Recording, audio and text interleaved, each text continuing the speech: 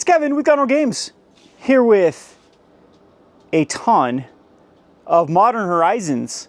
And I thought I'd just do a quick video to talk about the state of Magic the Gathering, the state of the market we're into June now, so we're into the summer months of 2024. A lot of other people said we're out of the bear market. We keep talking about this bear market of Pokemon and Magic. And I don't know, I wanted to give a little bit of pushback to that sort of analogy of 2023 and 2022. I still consider 2022 and 23 to be more of an overprinting hell than more of a bear market. And I think that we're seeing that prices and just orders going up. Are they really up though? Like the prices on TCG Player and eBay and stuff are up, and stores actually being able to make profit is up. And it's mainly due to the fact that I think that Wizards has actually shortened print runs and used more caution, and hasn't been absolutely crazy with the amount of products they've been printing. Now, don't get me wrong, they are still printing a lot of products, but it seems like the market is actually handling them. If we look at Outlaws of Thunder Junction and we look at Lost Caverns of Ixalan, those have both sold very well. There doesn't seem to have a glut of supply. In fact, Lost Caverns of Ixalan is now on back order. If you want set boosters and draft boosters, and collectors are gone. There's no collectors. Those are approaching like $300 a piece.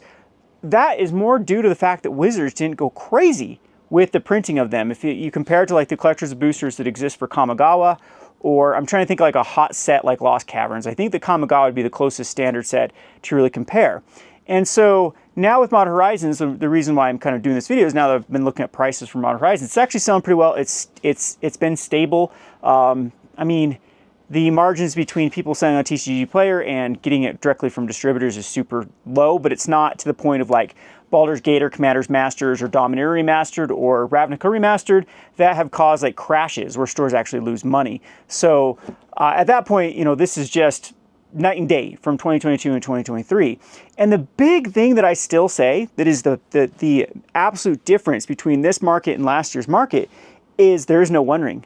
That is it. That is like, you can look at all of the glut that Modern Horizons 3 brought into the market, and it does not compare to Lord of the Rings. The amount of money that was just pumped into Lord of the Rings, that it absorbed everything. There wasn't any money left over to spend on all of the other Magic the Gathering products.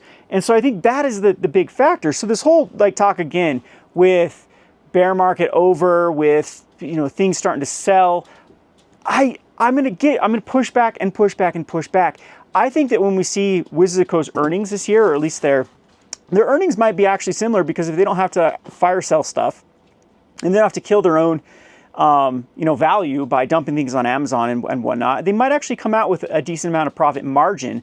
But at least as their gross sales, the things that they say, I don't think that we can compare to 2023. So in the scope of things, are we in a worse market? Like for Wizards, we're definitely in a worse market. That's why they're having to slow things down and let the market actually start to absorb a lot of the products that have been just rotting on the shelves at the distributor level and their level too.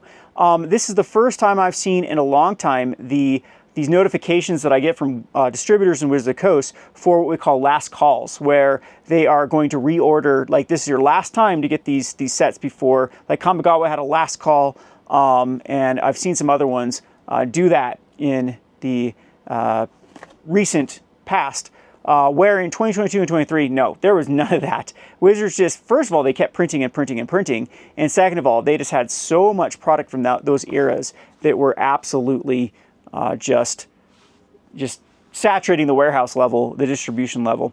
So other things I've noticed too before I get on to showing you the Modern Horizons, we'll kind of talk shop, was I have a lot of orders to get out, so you'll probably have to watch me while I actually unbox some of the stuff, is the things that I've been seeing that have been drawing up distribution levels, pre-release kits and bundles.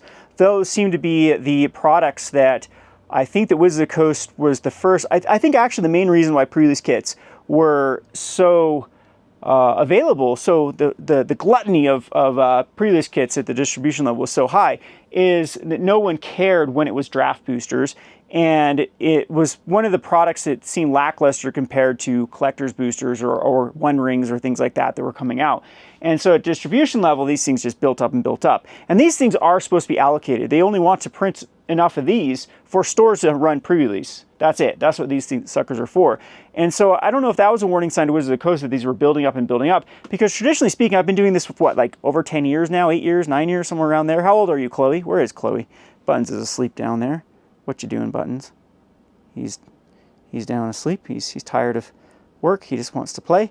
Anyway, so yeah, we've been doing this for quite some time, and pre-release kits used to dry up really quick. You could get pre-release kits maybe for like 2 sets after the release, and then you couldn't get it in the distribution level, and they'd actually have some pretty good growth over the years. Now, the problem with pre-release kits, you have to find buyers for them, so the amount of people that are buying booster boxes is going to be a lot higher than pre-release kits. But then when you do find a buyer for pre-release kits, I used to always love these suckers because they would sell at a higher margin and were actually pretty easy to store and ship and whatnot. So anyway, last but not least, let's talk about Pokemon before I get into Modern Horizons. So Pokemon, this is the other thing too, people are like, we're out of the bear market for Pokemon because the Sword and Shield era is starting to go up. Well, Scarlet Violet's still doing bad, and I wouldn't even say that Sword and Shield is doing great. It's finally coming back to actually distribution level prices. There are things like booster boxes, like people bragging about $140 boxes. It's still pretty pathetic when the price of those are like all the way from 90, high 90s, 95 to 105 is what your store is paying for Pokemon. And I still think the Pokemon has absolute problems with printing, where there are still a lot of people collecting and playing. There's actually more people playing Pokemon than ever before. However, there are markets that are causing at least the United States market to really suffer from arbitrage. For some of these European markets and Southeast Asian markets are printing English products and then are just getting shipped over here to the United States and competing against the product that is that is normally for Canada and the United States. So anyway, the market is still very, very good for the consumer. So if you are looking to get in Pokemon and Magic, I still think this is like possibly the last time before, this is such a winner's market for the consumer, where it's stores that have been absolutely killed, distributors have been absolutely killed because they haven't been able to make profit for so long on most of these products. The good news for stores and distributors and whatnot is the hobby market is still hotter than ever. So once those margins comes up, I think that we're going to see a lot of, and the cycle begins again, because then it's like stores like me that have been around for a while, we start having to compete with a lot of these newer startups. Like, I'm going to make a job out of my hobby. Anyway, so that's enough talk about this one. Let's go ahead and talk about Modern Horizons. We got it in today. Well, most of it. We still have 2 distributors are coming in. And I want to kind of give a compare and contrast to this sucker here. So right here is the collector's boosters. We have, I think these are like 20-ish pounds each. I can't remember how many pounds the whole thing was. But anyway, there's 3 boxes, 3 small little boxes of collector boosters. And what a genius thing. Like, I can't stand what it's kind of done to the game as far as like, people not wanting to go to events like drafts or pre-release kits because they spent all their money on collector's boosters and have no money left over to spend on other stuff. But you can see as a business perspective why Wizards of the Coast has decided to go over to these suckers. So these suckers are selling for like over $300 a pop at distribution level, and it's just a small. This is this is the price of like a console, like an older console. What do consoles go for these days? I'm such a boomer. I don't even know what the latest things say. I'm not a console player, but anyway, this is you can buy mini PCs, really good mini PCs for like $400 on the market right now. And Modern Horizons 3 collector booster is competing with that. But you can see my order. So half of the money of my order is right there in these pre-release. These, 72 Modern Horizons collector's boosters versus, now let's go over here and show the amount of just boxes. So we have, this came in like a box. We had, I think it was 14 different big 50-pound boxes that came in. And this basically came in like one of them in one, and so 1.5 boxes here. And plus there was still other stuff that was contained in it. And so all of this we can keep panning over. Just think of the printing cost of all of the commander decks and all of look, they've even made the commander deck smaller. These used to be a lot bigger, so you could even, if this was a set a few years ago, I'd even have more boxes just from all the commanders. But you can see why that makes so much sense to Wizards. Now in their margins, I mean their bottom line is actually their costs is wow, I'm all over the place today with this video. Their cost is right here. It's in their printing costs. It's the ink, it's the cardboard, it's that stuff. And then they have to gauge what the market will actually pay for it, and they just got away with murder, in my opinion, with collector's boosters. And people are still eating them up. And so I always thought that these suckers would be, you know, the things to crash. They did really start to crash during the Baldur's Gate Nuka Penny era. They've really recovered through Ixalan. In fact, Ixalan, that was one of the better products that was came out during, or sold, is the Ixalan collectors. I don't know long term what's going to do better. Bundles are really starting to go up from that era. But anyway, yeah, you can kind of see with Wizard Coast why that makes sense to go the collector's route. So anyway, we have more stuff coming in for Modern Horizons 3. So I'm going to get to shipping this all off, and I'm going to get back to doing these sort of videos after I get back from Moldova.